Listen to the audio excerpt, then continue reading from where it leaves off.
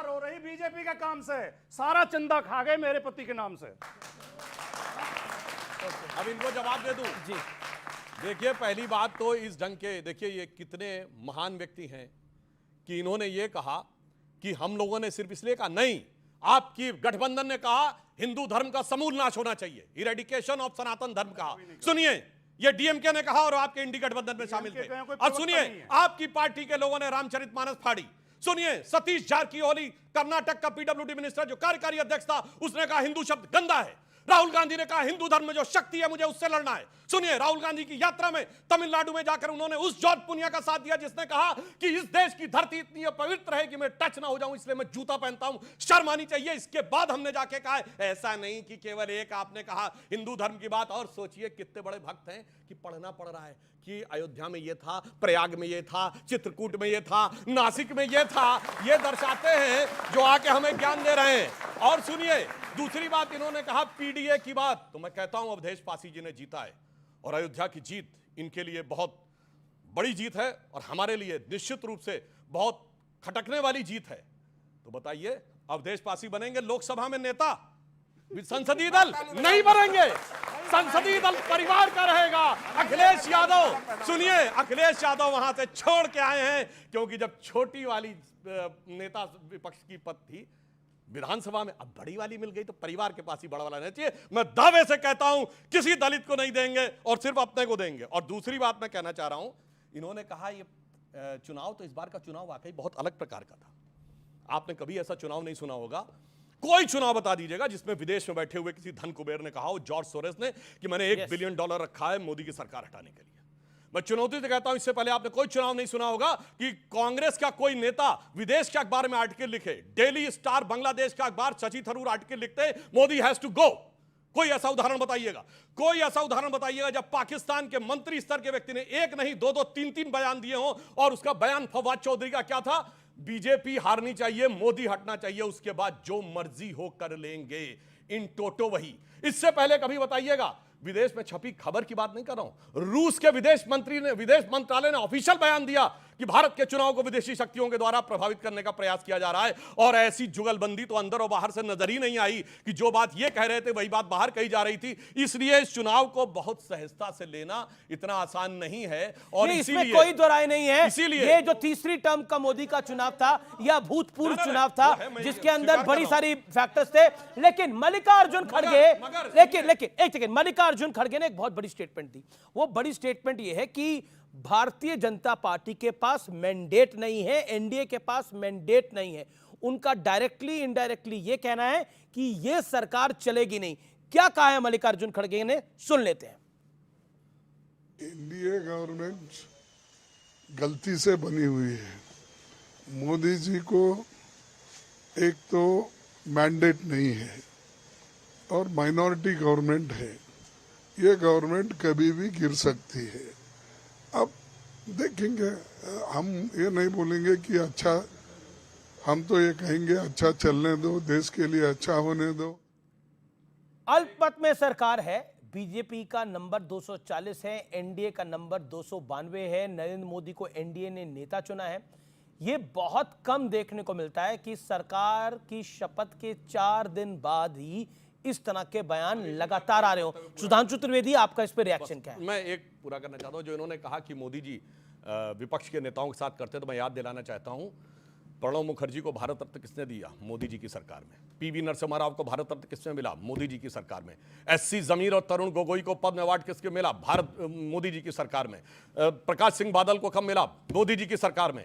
कर्पूरी ठाकुर और मुलायम सिंह को मोदी जी की सरकार में। सरदार पटेल की सबसे बड़ी मूर्ति बनाई मोदी जी ने। इन्होंने परिवार के अलावा किसी को नहीं दिया। बताइए, डॉक्टर अंबेडकर को भारत रत्न दिया? नहीं। सरदार पटेल को दिया? नहीं। मगर नेहरू को भी दिया उनकी खुद की सरकार ने। इंदिरा जी को भारत रत्न दिया इंदिरा जी की खुद की सरकार ने। और राजीव गांधी को दिया कांग्रेस की सरकार ने। ओके, इससे ज्यादा सम्मान मोदी जी ने किया विपक्षी नेताओं का कोई नहीं कर सकता। मल्लिकार्जुन खड़गे की जो स्टेटमेंट है, इस पर आपका रिएक्शन, आपका भी, और क्योंकि एनडीए का रिएक्शन मस्ट है इसके ऊपर, क्या कहना चाहते हैं? उन्होंने बोला ये सरकार तो चलेगी नहीं और मोदी जी के पास मैंडेट नहीं है, ये गिर जाएगी सरकार। मैं सिर्फ खड़गे जी के प्रति सहानुभूति व्यक्त करते हुए कहना चाहता हूं कि उनके कांग्रेस अध्यक्ष रहते हुए 99 सीटें आई हैं। परंतु इंडी गठबंधन वाला कोई रत्ती भर का श्रेय उनको नहीं दे रहा है। एक ऐसे व्यक्ति को श्रेय दे रहा है ना जो अध्यक्ष है, ना उपाध्यक्ष है, ना महासचिव है, ना नेता प्रतिपक्ष है, मगर सारा का सारा श्रेय उसी को मिल रहा है। जैसे आप तो इसका सरकार गिर जाएगी। सुनिए, एक पूरी बात कर दे, पूरी बात एक सेकंड परेशान है। अच्छा एक सेकंड मैं जवाब ले लेता हूं, फिर सत्यप्रकाश मिश्रा, फिर आपसे जवाब लूंगा। सरकार क्यों गिरेगी? सुनिए, सरकार छोड़िए, इंडी गठबंधन पहले ही अलग हो गया। आम आदमी पार्टी ने बयान दे दिया कि उसका गठबंधन सिर्फ लोकसभा चुनाव तक था, दिल्ली में खत्म। ये खड़गे जी को क्यों लग रहा है सरकार गिरेगी? अरे भैया, पहले अपना तो देख ले, उनका तो गिरना शुरू हो गया। जी जी जी, और वो ख्वाबों ख्यालों में सोच रहे हैं। ये मैंडेट नहीं है मोदी जी के पास? नहीं, पूरा का पूरा मैंडेट है। जिस गठबंधन के पास 293 सीट हो, उसको अगर खड़गे जी इस तरह बोले तो हंसी ही आती है। देखिए, एनडीए की जो घटक दल हैं वो मजबूती के साथ नरेंद्र मोदी जी को नेता चुना, उनके साथ खड़े हैं। सरकार 5 साल चलेगी, सरकार में शामिल है, सरकार 5 साल चलेगी। कॉन्फिडेंट है आप? आगे भी एनडीए लॉक कर दिया जाए? बिल्कुल लॉक किया जाए, लॉक किया जाए। ठीक है, ओके। अच्छा, ये आपको मौका, आपने बोला कब मिला है, अब मौका मिलेगा, मिला है तो चौका जरूर मारिएगा। मेरा सवाल ये है, ये चौका मारने के चक्कर में कई बार आदमी बोल्ड हो जाता है, कई बार छक्का भी लग जाता है। नहीं, छक्का तो लग ही जाता है, नहीं, छक्का भी मारने का प्रयास करिए। सुनते जाइए। एनडीए के पास तो मैंडेट है, मोदी के पास मैंडेट है, क्यों नहीं? मैंडेट कैसे नहीं है? Single largest party BJP, Modi उसके नेता, एनडीए के नेता मोदी, एनडीए के पास मेजोरिटी, तो मैंडेट कैसे नहीं है? तो और कांग्रेस की लास्ट 240 सीटें कब आई थी? पहली चीज इन्होंने कहा कि साहब ऑपोजिशन में से किसी ने बताई नहीं थी। मल्लिकार्जुन खड़गे जी ने अभी आपके चैनल पे अभी बोला, हम चाहेंगे सरकार चले और अच्छी तरह चले। This is good wishes. ये बताइए, केंद्र में सरकार, हमें इलेक्टोरल बॉन्ड मिले 6000 करोड़ के, ये कांग्रेस को 2000 करोड़ किसके लिए मिले?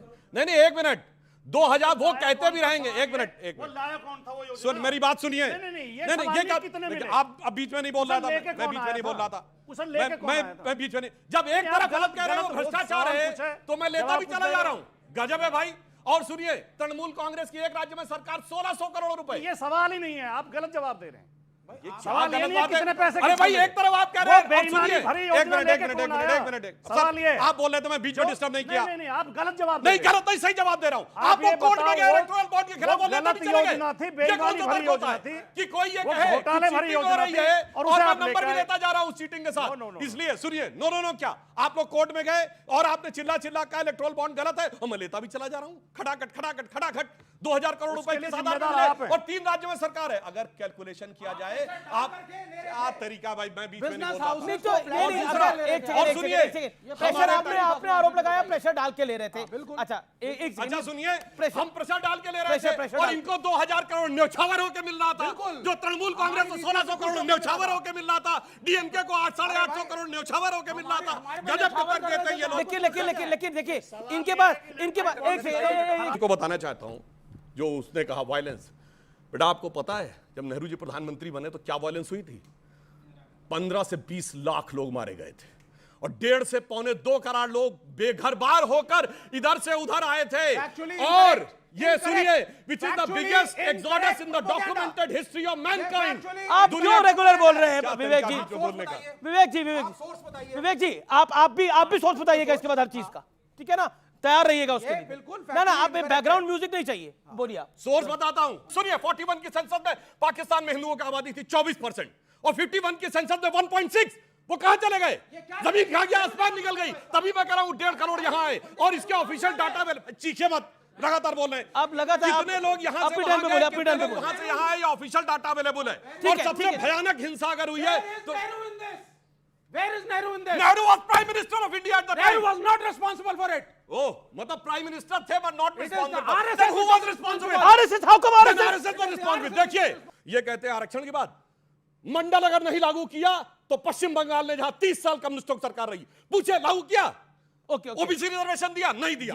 और मैं कहना चाहता हूं 2014 में जब कांग्रेस की सरकार हटी, पूछिए यूपीए सरकार में कितने ओबीसी मिनिस्टर थे?